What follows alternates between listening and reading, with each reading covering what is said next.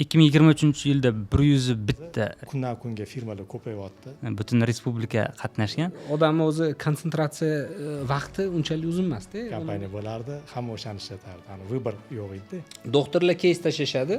Implantni o'zini turlari bormi, dizayni bormi? Umumiy hisobda qanaqa bilimlarga ega bo'ladi? Mani suya o'stirish kursimga kelib o'tirmasin. Monotonni bo'lish kerak emasda.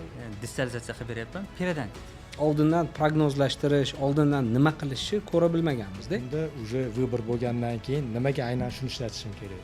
Nima deydi? O'zimni hozirgi holatimdan ko'ra nima yangiroq? Men o'zimga ham aytganimdek lichkada bir xil savol beradi, men aytaman, gruppada yozinglar, boshqalarga ham qiziq bo'ladi. Assalomu alaykum. Bugungi o'sha Qashqadaryoda tashkil qilinadigan seminarimizni mavzusini yoritish uchun lektorimiz va mehmonimiz, moderatorimiz bilan suhbat tashkil qildik. Suhbatimizda endi mana asosiy lektorimiz Javlon aka Afzalov va leksiyani o'sha chuqurroq yoritib borish uchun Ulug'bek aka Nurullayev moderator sifatida faoliyat olib boradilar. Bizda har yilgi an'anamizga muvofiq bu yil 3-yil davom etyapti. Birinchi yil 2023-yilda tashkil qilgandik. O'sha Sardor aka Mirahmedov tomonidan katta seminar. O'tgan yili 2024-yilda dolzarbligi bo'yicha ortodontiya yo'nalishini tanladik va ortodontiya bo'yicha katta seminar va ko'rgazma tashkil qildik. Endi bu yilgi 2025-yilda nasib bo'lsa, mana sizlar bilan birgalikda seminar va ko'rgazma tashkil qilamiz deb turibmiz. Dolzarbligi implantatsiya va uni ustidagi ortopedik konstruksiyalarni to'g'ri qo'yish mavzusi. Hozirda eng dolzarb deb tanlaganimiz shu bo'ldi. Xudo xolasa sizlar bilan shu mavzuni Qashqadaryoda chiroyli va nima deydi, ishtirokchilarga batafsil yoritib beramiz degan umiddaman. Javlon aka, siz o'sha tashkil qiladigan seminarimizda asosiy lektorsiz. Asosan qaysi mavzularga chuqurroq to'xtaladi? O'sha seminar haqida siz qanaqa faoliyatda bo'lasiz? Nimalarni chuqurroq yoritib berasiz? Shu haqida batafsil aytsangiz. Men bu seminar to'g'risi bir-ikki eshitgandim. Hozir o'zim uchun aniqlashtirish uchun bir olay. O'zi primerna auditoriya nechta odam yig'iladi? Qanaqa masshtabini bilish uchun. Auditoriya hozir endi raqamlarni oldingi yildagilarni aytaman. Bu yog'ini endi kutamiz. Ya'ni 2023-yilda 101 registratsiya bo'lgan ofitsialniy mehmon va yordamchilardan tashqari. O'tgan yili 127 ta registratsiya bo'lgan. Mehmonlar bilan 180 dan oshib ketgan. Chunki 5 ta lektor edik. Ham biz endi og'aynilar bo'lganimiz uchun mehmonlarimiz ham ko'p edi. Butun respublika qatnashgan. Endi bu yilgi kutuvlarimiz xudo xolasa undan ham kattaroq. Xudo xolasa. Bu katta auditoriya. Omad ishlarga. Endi o'zimizning mavzuga keladigan bo'lsa, asosan implantatsiya bo'yicha men harakat qilaman hamma narsani gapirishga. Ya'ni o'ta doya deydi-ku ruschasiga. O'sha noldan boshlab implantni o'zini turlari bormi, dizayni bormi, materiali bormi, o'shandan boshlanadi hammasi. Chunki hozir mana bilamiz, kundan kunga firmalar ko'payyapti. Yangi brendlar kirib kelyapti, bozor kengayyapti. Oldin qanaqa bo'lardi? Boshlaganimizda bitta kompaniya bo'lardi, hamma o'shani ishlatardi. Vыбор yo'q edi. Hozirgi kunda уже vыбор bo'lgandan keyin nimaga aynan shuni ishlatishim kerak? Nimaga buni emas? Yoki kimdir keladi, mana bizniki zo'r desa, unga uchib ketavermasdan aytmoqchi emasman, qaysi biridir zo'r, qaysi biridir yomon deb. Hamma narsani o'zini plyusi va minusi bo'ladi. Shular to'g'risida to'xtalamiz, misol uchun. O'sha implantlarning o'zi to'g'risida. Keyin o'sha diagnostika, o'rnatish, implantning o'zini pozitsiyasi, keyinchalik ortopediyada xatolar implantni misol uchun qo'yish osonda. Как попало qo'yish oson. Misol uchun ochdingiz, qo'ydingiz, tikdingiz. Lekin koronkani qo'yayotganda o'sha ortopedik konstruksiyasini qilish.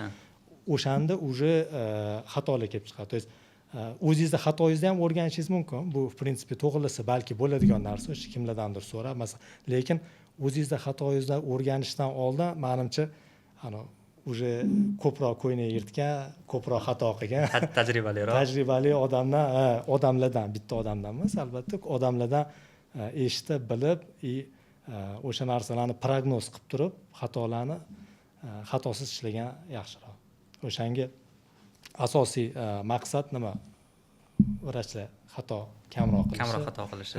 Gruppalarda ko'ramiz, Ulug'bekni gruppasida faqat implantologlar yig'ilgan, implantshunos gruppada. Kuzatsak, ayniqsa o'sha endi boshlayotganlar yoki даже tajribali vrachlarda ham nimadir nyuansli, elementarniy kamchiliklar bo'ladi. Endi albatta so'rab, boshqa qilib to'g'rilaniladi, lekin mana shu narsani sistemni boshidan qanaqadir bitta qolipga solib endi o'zim harakat qilganman.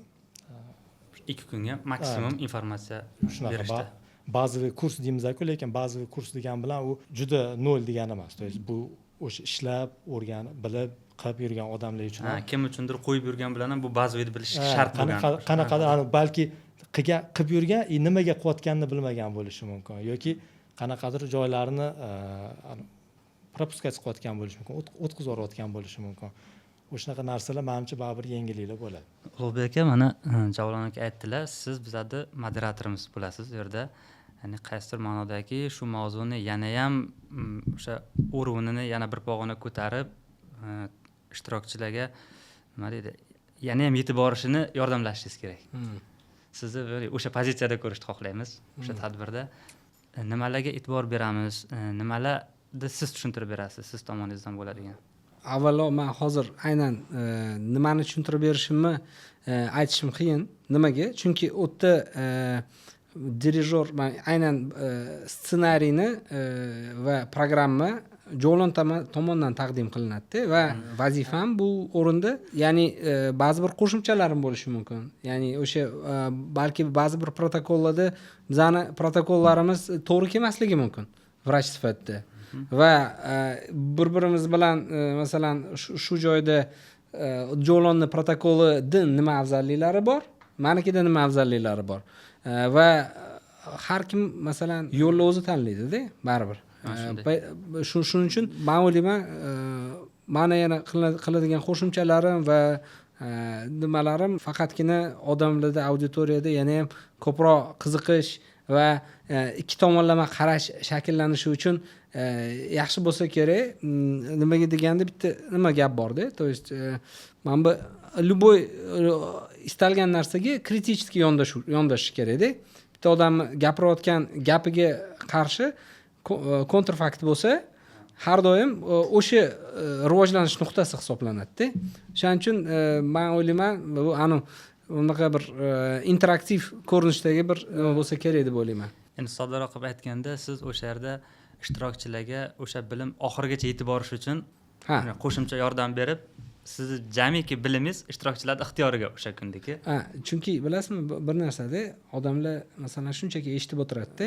Odamning o'zi konsentratsiya vaqti unchalik uzun emas-da. 10-15 minut bo'ladi, keyin konsentratsiya ketishni boshlaydi. Shunday. Lekin masalan shu gapni gapirib turganda kimdir turib, masalan tasavvur qiling, kimdir o'rtaga chiqib gapiryapti-da.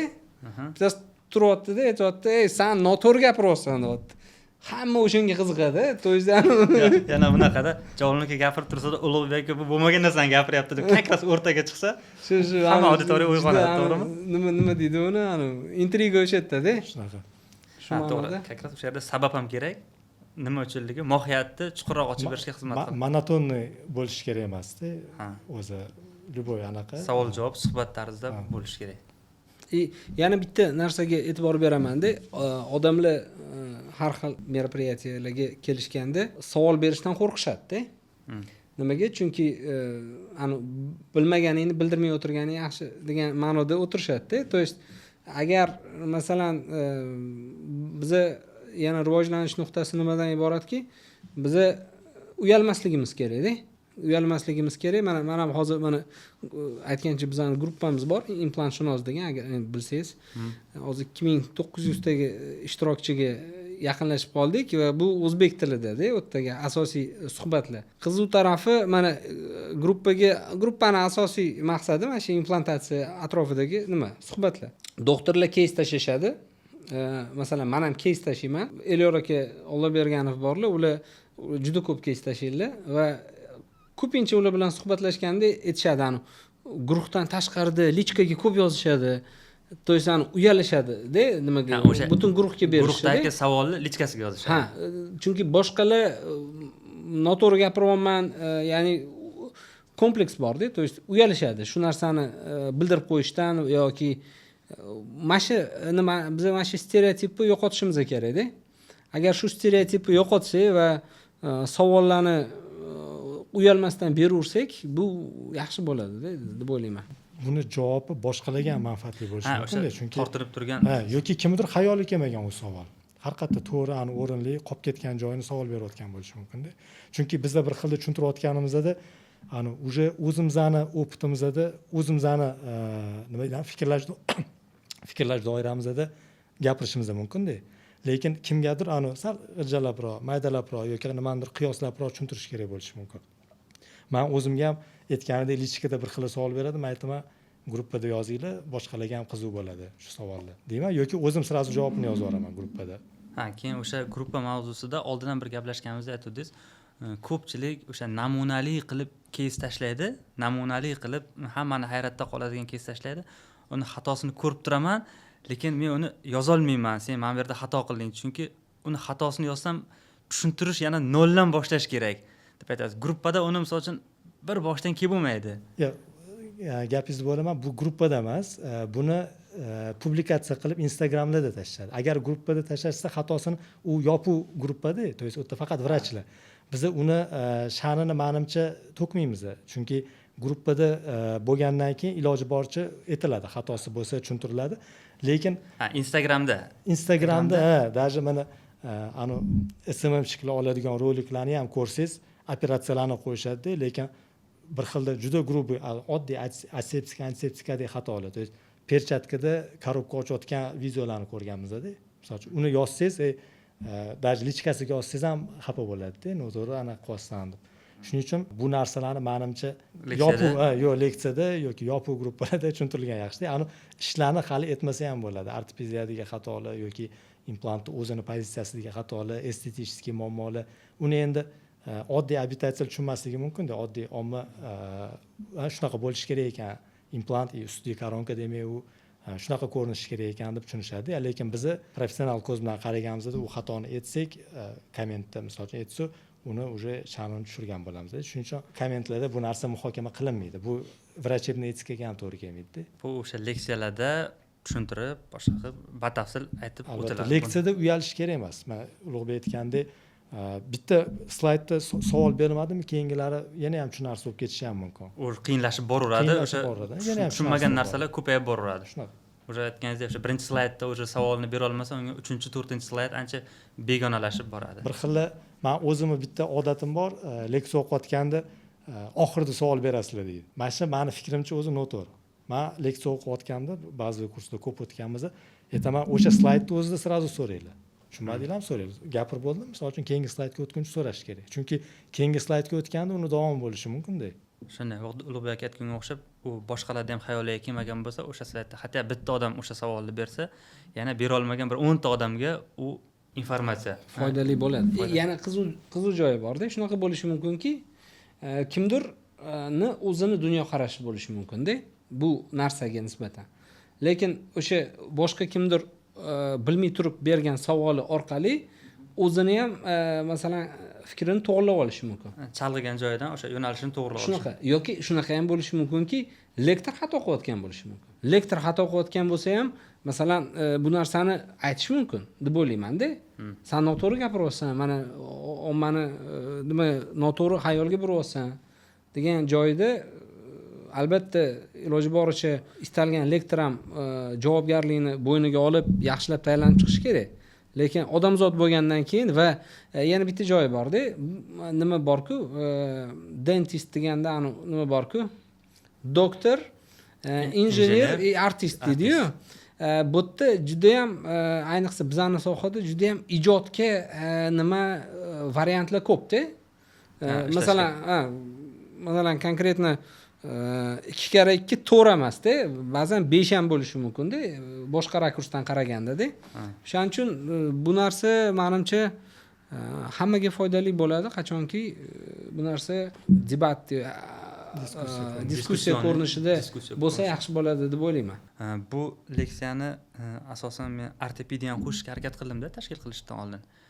Masala nimagaki, biza 2019-yil arsenitiyadan bitta kursga borganimizda Domenico Martinez ispaniyalik adashmasam bemorga dedi plan lecheniani yo ortoped tuzsin yo ortodont tuzsin dedi, og'iz bo'shlig'idagi umuman ishni yakuniysini dedi, faqat implantologga qolib ketmasin dedi. Implantolog dedi xuddi kovboyga o'xshataman dedi, ana pulyada dedi faqat implantlar bor, qayerga suyakni ko'rsa dedi o'sha yerga implant qo'yib tashlaydi dedi. Bizada ham ko'p joylarda ko'rganman, o'sha implantolog suyak bor joyga implantni qo'yishdi va uni stabilligiga birinchi urg'uni beradi. Lekin mana ortopediyani qo'shganim javolimga endi sizdan juda katta umid qilgan bizlar shu narsani yoritib berishdi. Shu implantni qo'yish va kelajakda uni ortopediyasi ham yaxshi tugashi hisobini olishdi. Qarang, juda ham vashi dolzarb narsani ochyapsiz. Men bu narsani har doim bir-biriga bog'laganman. Ba'zi kurs ortopediyasi bo'lmagan, baribir ortopediya to'g'risida tushuncha berib ketilgan har doim. Chunki Ostemda, men endi ko'pincha Ostemda olib o'tganman, ba'zi kursda ortopediya kurs alohida. Bu ham mantiqsizroq-da. Ba'zi kurs implant qo'yishni o'rgatyapsiz, ortopediya to'g'risida umuman tushuncha bermayapsiz. Implantni o'zi ortopediyasiz u hech nima emas. To есть patsient bizga implant deb kelmaydi. Bizga nima deb keladi? Tishim yo'q deb keladi. Unda funksiyani tiklab berish kerak. To есть funksiya, estetika, mana hamma ishni qiladigan narsa o'zi bu koronka. U koronkaga tayanch bo'lib biz faqat implant qo'yamiz-da. Endi boyi masala implantolog xohlagan joyiga pulyadagi otadi deganingizga, implantolog yo o'zini ortopedik bilimi bo'lishi kerak. Ortoped bo'lmagan taqdirda ham, ortopediya qilmagan taqdirda ham ortopedический bilimga ega bo'lishi kerak, qarashga, fikrlashga. Yoki komanda bo'lishi kerak. То есть komanda deganim u zavisimiydi. O'sha ortopedni aytgan joyiga qo'yib berish kerak. Nima deydi, konsilium qilib turib o'sha ortopedni komandasini bajarishga majbur. То есть implantni mana aynan mamutga qo'yib berasan yoki aynan mamnaqa условияda qo'yib berasan deb ortoped постоянно uni направлять qilib turish kerak. Chunki agar men yo faqat xirurgman, mana ortopediya desa, oldindan muammo bo'lib kelgan narsa terapevt bilan ortoped alohida bo'lgan. Ertaga orib qolsa bu kanaldan to'n kelgan, u shtiftdan to'n kelgan, bu koronkadan to'n kelgan. То есть ikkita odam aralashgandan keyin ularni fikrlashi baribir bir xil bo'lishi kerak-da. То есть bir komanda bo'lishi kerak. Bu mendan yaxshi o'tib ketgan, mani etapim to'g'ri qilingan deb, ikkinchisi ham mani etapim ham to'g'ri qilingan desa, patsient arosatda qoladi-da. U kim nohaq degan narsada. O'shanga meni fikrimcha implantolog juda mashhur bo'ladimi, juda obro'li bo'ladimi, juda ko'p implant qo'ygan bo'ladimi, agar ortopedический nuqtai nazardan yoki o'sha ortopedni eshitmasa, tan olmasa yoki o'zini ortopedический bilimi bo'lmasa, u implantni o'sha faqat osseointegratsiya bilan chegaralanib qoladi-da. Uni rekoli uzoqqa chidashi bu o'sha ortopedический mahoratiga bog'liq bo'lib qoladi. Endi men hozir sizda ortopediyasi ham o'zingizdasiz, ortoped sifatida ham yaxshi mutaxassis. Aytmoqchi bo'lganim, kelgan bemorda birinchi navbatda o'sha ortopedik konstruksiyani plan qilasiz va keyin unga tayanch bo'ladigan implantlarni tanlaysiz. Qaysi ma'noda hali mana O'zdentga o'xshab yoki boshqa, masalan, Dental Akademiyani klinikasiga o'xshab komandnilar hamma joyda yo'q-da. Masalan, implant qo'yadigan odam uni ortopediyasini ham o'zi qiladi. Ko'pincha o'zi qiladi. Shu leksiyada qaysidir ma'noda eng yuqori yoki sложный ishlarni hisobga olmaganimizda o'rta va yuqori darajadagi aksariyat ishlarni ortopedik planini tuzish yoritiladi, to'g'rimi? Bu seminarda batafsil bu tushuntiriladi. Ya'ni ortopedik planni qanday tuzadi, keyin undan tayanch sifatida implantlar qayerga, qanday qo'yiladi. O'zi diagnostikada men o'zimning praktikamdan aytaman.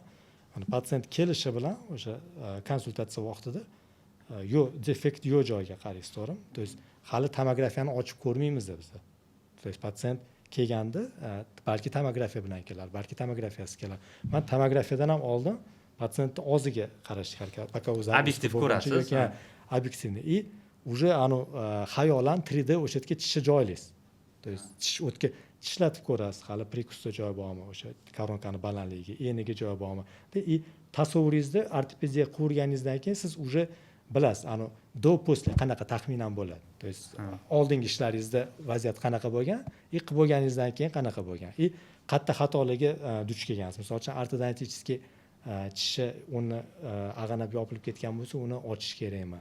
Yoki ozgina o't-po'tidan yondi tishlarni chaqlab to'g'irlash kerakmi? Buni hammasini oldindan prognoz qilasiz. Bir so'z bilan aytganda o'sha plan tuzish kerakda. даже koronkani qanaqa usulda qotirishingizni ham уже diagnostika vaqtida man уже sementda qotiramanmi, vintda qotiramanmi, shaxtasi bo'ladimi, bo'lmaydimi, buni уже oldindan rejalashtirish. Chunki bu narsa narxiga, bizning planimizga ta'sir qiladi. Narxiga ta'sir qiladi. Plan hozir implant qo'yib qo'ysak, ertaga misol uchun koronkada ustozlar bilan maslahatlashdi, boshqa bo'ldi yoki majbur bo'ldi, bitta qanaqadir individualniy abatment qilishimiz shart, aytaylik, yoki sirkoniy abatment qilishimiz shart, shaxta qilishimiz kerak emasdi, bizda уже nima bo'lyapti? Xarajatimiz o'zgaryapti. Oddiy abatment bilan vaziyatdan chiqa olmayapmiz, patsientga va'da qilgan summamizga tusha olmayapmiz. Undan o'tib ketyapti. Bu o'zi mana bunaqa narsada boshida masalan biz ham implantatsiya qilishni boshlaganda oldindan prognozlashtirish, oldindan nima qilishni ko'ra bilmaganmizda. Masalan, implant primerda mana shu joyga o'rnatiladi va masalan total reabilitatsiyalar bor. Butun jag'ga tish qo'yiladigan vaziyatlar bor. Istalgan bemor sizga kelganda nima deydi? Hozir masalan butun jag'imda tish yo'q. Hozir menga implantlarni qo'yib beradi va menga tishlarni qo'yib beradi va meni o'sha tabassumim gollivudskiy bo'ladi deb o'ylaydi-da. Endi keyingi masala kelib chiqadiki, bemor masalan protez taqib yurgan bo'lishi mumkin, olib qo'yiladigan protez. Yoki juda ko'p vaqtda mana bu tishlar almashaverib, o'tda suyada, milklarda nuqsonlar kelib chiqqan bo'lishi mumkin-da va muammo shundaki, biz masalan mana shu total reabilitatsiya haqida gap ketyapti-da. Bemor kelganida total reabilitatsiyada Mishi klassifikatsiyasi bor. Masalan, FP1, FP2, FP3 degan nima bor? Klassifikatsiyasi bor. Ya'ni protezlarni qo'yiladigan, olib qo'yilmaydigan tishlarni klassifikatsiyasi bor. Tishlarning uzunligi bir xil bo'lib turib, qizil milki bo'lmasa, keramический milki bo'lmasa, bu FP1 deyiladi. Agar masalan FP3 tishlarni juda katta nuqsonda o'tdi. Shunga qizil milk bilan yasashga to'g'ri keladi-da. Va men masalan praktikani boshlaganda jo'lanayotgandagi bemor kresloga o'tirsa-da, bunda og'ziga qarab, bu yerda FP1 bo'ladimi, FP2 bo'ladimi, FP3 bo'ladimi deb men o'ylamaganman-da. Men shu implantni eson-omon qo'yib olsam, o'sha suyak bor joyga implantlar qo'yib olsam, bitsa keyin bir amallab ortopediya qilib beraman, keyin bir narsa bo'lar degan gap bo'lganda. Gap shundaki, lekin bu keyinchalik bemorning gigiyenasiga, uni hayotini sifatiga, ya'ni tanlanadigan konstruksiya, undan tashqari bu umuman konstruksiyaning narxiga ta'sir qiladi-da. Har xil, masalan, multi-unitlarda bo'lishi mumkin u narsa, boshqa ortopedik konstruksiyani tanlashda bo'lishi mumkin. Ortopedik konstruksiyani oldindan prognozlashtira olmasligimiz biz birinchidan shunaqa vaziyat bo'lishi mumkin. Bemor sizdan gollivudskiy ulibka so'rab kelganda, endi labini ko'tarsa, qarasa, anta qizil keramika turibdi-da. Deydi, siz doktor, nima qildingiz siz menga deydi. Mashina oldindan, hattoki hozir konsultatsiyalarimda bemorlar bilan mana shu FP1, FP2, FP3 tushuntiraman-da. Sizda mana bunaqa tipda protez bo'ladi. O'sha shu darajada konsultatsiya qilishga kelyapti. Chunki oldindan plan qilmasangiz bo'lmaydi. Chunki bilasizmi, yildan yilga, masalan, bilmadimi, yildan yilga bemorlarni endi hayot tarzi yaxshilanyapti, odamlarning hayot tarzi yaxshilanyapti, o'shanga talab ham kuchayib boryapti-da. O'sha oldin masalan eson-omon o'sha 20-30 yil oldin temir tish qo'yib berilsa bo'ldi edi, tilla tish bo'lsa moda edi-da u. Endi bilmadim, 30 yildir, 40 yildir hozir u oq tish bo'lgani ham yetarli emas-da bemorlarga. U природа подобный, o'zimnikiga o'xshagan. Bitta bemor yaqinda keldi-da, o'ng tarafdagi 7-tishiga qo'yilgan implantdagi koronkani chap tarafdagi 7-tishi bilan simmetrichностini solishtiryapti-da. То есть nimaga bu yerda mana buni formasi sal bunaqaroq, nimaga bunaqa men chaynaganimda muammo bo'lmaydimi, sustavimda problem. То есть o'shaning uchun biz уже vrach sifatida boshqa darajaga ko'tariladigan vaqtimiz yaqinlashyapti-da.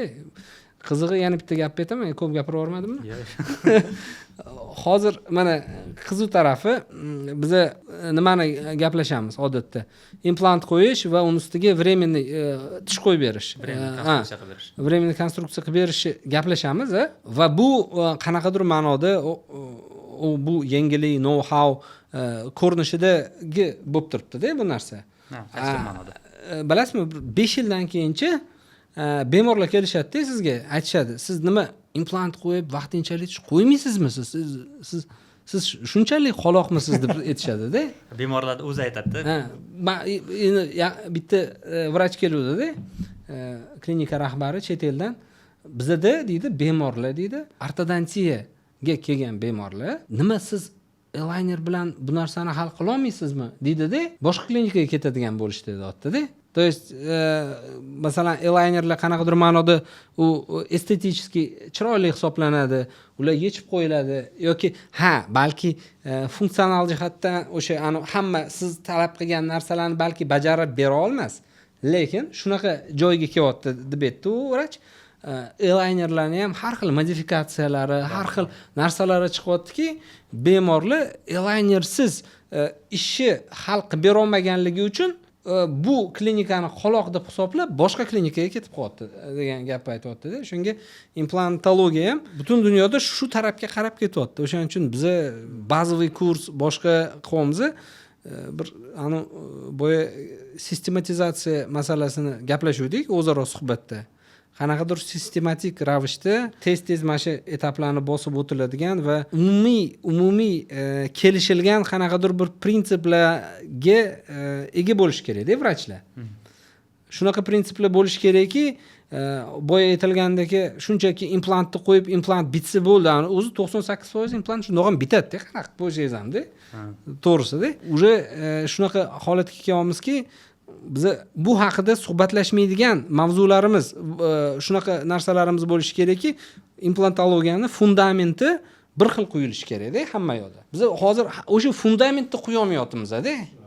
Muammo shunda-da. Shu fundamentni to'g'ri qo'ya olsak, xudo xolasa, mana hozir o'sha fundament masalasida hozir vrachlarda aktualnisi nima? Mana aytganidek, patsientlarning sprosi ko'proq временная коронка yoki ko'p joyda suyak yetishmasligi bo'lsa, уже vrachlarda ham hammasi qila olmaganiga, то есть hammada ham o'sha suyakni o'stirish yoki временная koronkani qilmagani uchun patsientlar уже qidiradi, то есть aynan mashina qiladigan odamni qidiradi. И vrachlarda уже shu narsa talab kuchayayotganiga уже sпрос oshadi, то есть vrachlarni ham o'rganish xohishida. И bitta ikkita hali ba'zi fundamentni bilmay turib, boya aytganimizdek, oddiy elementarniy implantni o'zini qo'yish haqidagi ma'lumotlar yetmay turib, уже vrachlarda xohish paydo bo'lyapti. Временный koronka qilishni o'rganish yoki NKR qilishni o'rganish. Men Ulug'bek bilan ko'p gaplashganimizda aytadi. NKR ga kelgan patsient, то есть vrach, NKR o'rganadi. Suyak o'stirish deydi. Endi suyak o'stirish. O'sha augmentatsiya bo'yicha suyakni o'stirish bo'yicha kursga, leksiyalarga kelgan vrachlar ba'zi ma'lumotlarni bilmagani uchun kursni yarmi ba'zi ma'lumotlarni o'rgatish bilan o'tib ketadi. То есть oldin ba'zani bilib turib, keyin уже bu bosqichlarga chiqish kerak-da. Oddiy elementar narsalarni bilib turib, o'sha o'zi bundoq olib qarasa, bu narsa hamma bir-biriga bog'liq-da. То есть bu etap ba'zani fundamentni tashab ketib turib ma'lumotlarni, keyin unga уже o't bo'lmaydi-da. Endi soddaroq qilib aytadigan bo'lsak, hozir sun'iy suyak o'stirishgacha bo'lgan hamma narsa bu kursda o'tiladi, to'g'rimi? O'shangacha bo'lgan implantatsiya qo'yib, koronka qo'yguncha bo'lgan hamma narsa o'tiladi. NKRlar suyak augmentatsiyasi bo'yicha ma'lumotlar ozgina beriladi. Shuncha ma'nosida, chunki qayerda nima mumkin emas aytib ketadi, lekin bu narsani ham o'zini alohida unga bir kun yetmaydi. Hozir ba'zi kurs deganimizda bizga faqat kesding, ochding, implant qo'yding emasdi. Bir kunni o'zi juda nasishini faqat implantni o'rnatish bo'yicha bo'ladi. Keyin ikkinchi kuni ortopediya bo'yicha bo'ladi. Uni ustidagi ortopedik konstruksiya bo'ladi. Shunda ham baribir yuza qilib boshqa mavzularda ham baribir yoritiladi. Chunki bu siz iloji yo'q. Milk mavzusini yoritmasdan iloji yo'q. O'sha suyakni reduksiyasi bo'yicha o'zi suyakni o'zi nima deydi, talabi atrofida qanchadan nima to'qimi bo'lishi kerak. Ular haqida aytmasdan iloji yo'q-da. То есть bu ba'zi kursga taalluqli, lekin aynan u to'g'risida уже g'ijjalab, конечно, maydalab to'liq tushuntirib beriladi. Menda ham suyak o'stirish bo'yicha kurslarim bor edi. Hozir ozgina to'xtab qoldi. Endi yaqinda yana boshlayman deb bularni. Juda yaqinda, xudo xolasa. o'shanga hozir masalan o'zim oldin shunaqa vaziyatlar bo'lardiki, bironta implant qo'yib ko'rmagan odam ham mani suyak o'stirish bo'yicha kursimga kelardida. Endi hozir men nima qilmoqchiman? Filtr qo'ymoqchiman. То есть ma'lum miqdorda implant qo'yib ko'rmagan odam mani suyak o'stirish kursimga kelib o'tirmasin. То есть demak bazaviy va o'rta darajadagi bilimni olmagan, qanaqadir qo'yilgan tajribaga ega bo'lmagan odamni suyak o'stirish kursiga filtr qo'yib qo'ymoqchi. Foydasi yo'q, chunki bu shunchaki vaqt va pulni shunchaki sarflash bo'ladi-da va bizning tarafdan ham bu adolatsizlik bo'ladi deb o'ylayman-da. O'shaning uchun filtr qo'yib qo'ymasak, masalan, boshqa kimdir kelgani yaxshidir-da, ularning o'rniga. O'shanga mana shu o'zi iyerarxiya deydimi? Iyerarxiyani to'g'ri bo'lib chiqadigan vaqtimiz keldi-da deb o'ylayman. Umuman hozir mana xaosda kimdir bitta lektor olib kelgan, ikkinchi boshqa lektor olib kelgan, hamma kimdir marketingoviy leksiya o'qiydi va hokazo. Mana shu narsa bizani ozgina nimadan buzib qo'yadi-da. Biz yaxshiroq bo'lishni xohlaymiz-ku, masalan, kimdir o'tiradi-da, masalan, hali kvartirasini pulini to'lab bo'lmagan, eri kvartirasini pulini to'lab bo'lmasdan turib, xotini Instagramda o'tirib, ani chet elga bundoq ko'rib, ham chet elda xotinlar dam olib yuribdi, er xotinlar degan gap bo'ladi-da. То есть, masalan-da, bu muammo nimada-da? Ketma-ketli noto'g'ri tuzilyapti-da, u yerda-da. Hammasi ani prioritetlar deydimi? Prioritetlar joy-joyiga qo'yilmayapti. O'shaning uchun biz hozir menimcha mana shunaqa informatsiya zamonida yashayapmiz-ku, har tomondan o'tdan bittasi временный koronka qo'ygan, bu yerdan kimdir milk chiroyli qilib o'stirgan, boshqa qilgan, ani institut bitirib chiqqan bola bechara srazu hammasini qilgisi keladi, shablonda implant qo'ygisi keladi va hokazoda. O'shanga iyerarxiyani agar biz to'g'ri qo'yib bersak, to'g'ri singdirsak va qanaqadir bir sistemniy shkola shakllantirsak yaxshi bo'lardi-da. O'shanda nima bo'ladi odamlarga? Institutni endi bitirgan vrachlarga maslahatim o'zimni shu joyda aytib ketaman. Meni fikrim baribir любой stomatolog kanalni davolagan bo'lishi kerak. Хотя бы одноkanalniy bo'lgan tushunchasi bo'lishi kerak. Plomba qo'yib ko'rgan bo'lishi kerak. Ayniqsa даже implant qilgan odam хотя бы chaqlab koronka qo'yib ko'rgan bo'lishi kerak. Bu umuman opti mayli, u implantolog bo'lmoqchidir. Lekin baribir endi bitirgan studentlarda vaqt ko'p-da. Ular srazu boyayotganida oxiridan boshlamoqchi bo'lishadi. Hozir puliga qiziqadiganlar ham ko'p-da. Misol uchun implantatsiya qimmat narsa, kanal arzon, masalan, yoki vinir qimmat narsa-da. Koronka oddiy ishlarni qilmagan odam srazu vinir qilgisi kelyapti yoki implant qo'ygisi kelyapti. Totalni ishlashga harakat qilyapti. Studentlarga maslahatim baribir o'zi umuman birinchi tish bilan drujit qilgan, og'iz bilan-da, unda o'rtoqlash, o'zi nima u, qanaqa bu baribir keyinchalik ham kerak bo'ladi. O'sha implantolog bo'lgan taqdirda ham, boshqa sohada, boshqa узкий spesialist ishlagan taqdirda ham tushunchasi bo'lishi kerak. Oddiy даже diagnostikada ham mana oldida periodontitni tishlar turib implant qo'yadigan vrachlarni ham ko'p ko'rganman. То есть u yonida bomba zamilni nima deysizda, u periodontit любой vaqt обострение beradi, uni обострениясini masshtabini hech kim bilmaydi. Implantgacha borish ehtimoli ham yo'q emasdi. Qoida, implant qo'ymoqchimisan, ikkita chetdagi tish soppa-sog' bo'lishi kerak. Parodontalniy problemasi ham bo'lishi kerak emas, periodontalniy. Bular oddiy elementarniy o'sha terapevtda, ortopedda qoidalari bor-da. То есть o'shandan o'tgan odam keyin уже implantatsiyada diagnostikalarda ham, даже ishida ham menimcha qiynalmaydi deb o'ylayman. Juda ham mana shu hozir aytgan gapingiz живой case bo'lgan. Masalan, bitta tish medialniy nakloni bo'lgan. Distalizatsiya qilib beryapman, periodontit. Tagida katta granulyatsiya bor. Tars implantolog joy ochildi, yetarli joy bo'ldi, taq implant qo'ydi. 1 oydan keyin shishib keldi, implantni ham olib tashladi, ammo tish endi qilindi. 4 oy kutdik uni. 4 oy kutdik. 4 oydan keyin yo'g'ida искусственный suyak, boshqa balo battar qilib, unga дважды emas, 3 barobar расход ko'p bo'lib, implantolog yonidan qo'yib uni qilib beryapti. Xuddi aytganingizdek, bitta yonidagi tishda periodontitni mensimay munosabatda bo'lganligi o'zimda hozir aytganingizga to'g'ri kelib qoldi, живой кейsda bo'lgan xuddi shu holat. man shularni специально включаться qilganmanda, chunki bizada ham bo'lganda bu narsalar. И bizda aytmoq, mana siz ham bu implantolog уже bu xatoni qildimi, boshqa qilmaydi. Bunday ko'rganda уже ikkita chetda ichishga qaraydi, chunki og'zi kuydida уже. Ha, Shuning uchun bu narsalarni o'zi hammasi nima deydi, endi определенный bitta kitob hozir misol qila olmayman, lekin bu qoidalarda уже aksiomalar. Buni yengillik, qanaqadir ixtiro, buni men ixtiro qildim emasda, bu elementarniy narsalar. Просто bizda praktikada o'tib kelgan narsalar. Qolib ketmaslik kerak. Shularni как qoidalarni bilish, bu ham bazaviy narsada o'zi. Hozir mana gapimizdan kelib chiqib, o'sha implantolog ham misol uchun o'sha bazaviy ma'lumotni bilmagan desak ham bo'ladi. Yoki e'tiborsiz o'tib ketgan o'sha joydan. Yoki e'tiborsiz o'tib ketgan. Hozir bazaviy deganda ko'pchilik mana tinglovchilarga bo'lishi mumkin.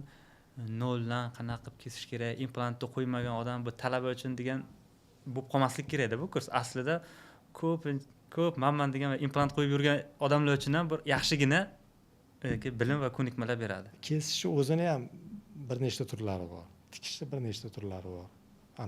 Hamma kesish turini hamma kesda bitta turni ishlatmaysiz misol uchun. O'sha plyusi, minusi nimaga unaqa kesiladi, hammasini menimcha qoidasi bilan qilgan yaxshi. Xo'p, bo'lmasa bizlarda mana bu 2 kunlik tashkil qilingan Qashqadaryodagi seminarimizga qatnashgan ishtirokchilar umumiy hisobda qanaqa bilimlarga ega bo'ladi? Umumiy 2 kunlik mavzu haqida bitta yoritib bersangiz, ya'ni o'sha kelgan odam qatnashganimda, menda mana shu yangi bilimlar yoki noldan yoki nima deydi, o'zimni hozirgi holatimdan ko'ra nima yangiroq, yuqoriroq anaga chiqaman degan. Qarang, bizda auditoriya kelgan vrachlar umuman implantatsiya to'g'risida 0 bilim bilan kelishi ham mumkin. То есть chunki o'tda aytdim-ku, от А до Я, то есть bilmaganligi ham o'sha 0 dan уже aytiladi. Конечно, opti bor odam, voy, mamiti mana bunaqa ekanda, qilib yurgan odamda endi voy, mamitini menga mana bunaqa bo'lgan ekanda, unga bunaqa bo'lgan ekan deb o'tirishi mumkin-da, lekin bilmagan odam ham o'sha narsani уже на чужом опыте o'rgansa, bilimlarni bilib olsa, keyin уже kamroq xatolar bilan уже xatolarsiz boshlashi ehtimoli katta-da. Bilgan odamlar ham misol uchun yoki qatinidir qanaqa qotgan, o'shanga mana bunaqa ekan deb o'tirishi mumkin. Yoki mamitini demak, mamitini sal o'zgartirishim kerak yoki mamitini to'g'rilashim kerak degan bilim bilan ham ketishi mumkin-da. Chunki boya aytganimizdek, birinchidan protokollar har xil. Qabul qilmasligi ham mumkin. O'zida kimnidir qo'liga yoqadigan protokollar bor. To есть kimnidir qo'lida o'xshaydigan yoki kimnidir qo'lida o'xshamaydigan protokollar ham bor-da. Misol uchun natija bir xil, lekin borish yo'li ikki xilda. U o'zinikida qolishi ham mumkin yoki voy, demak buniki osonroq, yaxshiroq, nisbatan yaxshiroq, qanaqadir prognozi, bizning yo'llarimizda keyin prognozlar bor-da. Misol uchun uspeshnost. Misol uchun 100 tadan bitta o'xshaydigan keysni biz uni protokol qilib ola olmaymiz-da. To есть buni o'xshash ehtimoli kamroq, buni o'xshash ehtimoli ko'proq. Nimaga aynan e'tibor berish kerak? Masalan, mana milkka aytamiz, 90% holatlarda milk plastikasi qilinadi implantatsiyada. 90% balki 80%. Qachon qilinmaydi? Qilmasa ham bo'ladigan keyslar bor. Qachonki milkka o'zi qalin, qon tomirga boy, biotip qalin bo'lsa, unda shart emas. To есть bunaqa joylar, nyuanslar bor-da. Qachon nimanidir qo'llasa, prognoz, qaysidir holatlarda milksiz umuman 100% biz atrofiya olamiz. To есть retsessiya olamiz milkda.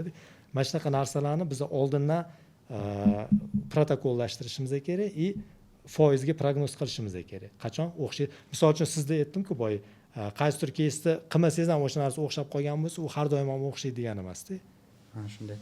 Yoki qaysidir o'xshamagan vaziyatlarda, demak, men bu narsani qilmaganimga, men bu narsani bilmaganimga, mana shu yerda demak menda осложнение bo'lgan degan bilim bilan ham ketishadi deb o'ylayman. Ulug'bek aka, siz nima deysiz? Men qo'llab-quvvatlayman dedi. O'sha kuni boyagi moderator bo'lib, boyagida nima deydi, seminarimizni juda ham savol javobli bo'lishiga yetakchi bo'lib turasiz, nasib bo'lsa. Bo'lmasa, bugungi o'sha suhbatimizni ham yakunlaymiz. Sizlarga katta rahmat. Xudo xohlasa, o'sha tadbirda, seminarda ko'rishamiz. Ishtirokchilar uchun o'zimizdagi hamma yaxshi, afzal bilimlarni beramiz. Albatta, asosan sizlardan iltimos qilamiz bu narsalarni berishdi. O'zlaringizdagi eng yaxshi, eng sinovdan o'tgan, eng afzal bilimlarni berish. Maqsad viloyat kesimida shu bilimlarni rivojlantirish, stomatologiya o'rnini qaysidir ma'noda yana bir pog'ona yuqoriga chiqarish. Bu albatta balki bemorlarning foydasiga xizmat qiladi. Sifatli ish bo'ladi. Shuni yo'lda xizmat qilishga harakat qilyapmiz. Sizlarga katta rahmat. Salomat bo'linglar. Omadinglarni bersin. Bo'lmasa o'sha tadbirda ko'rishamiz.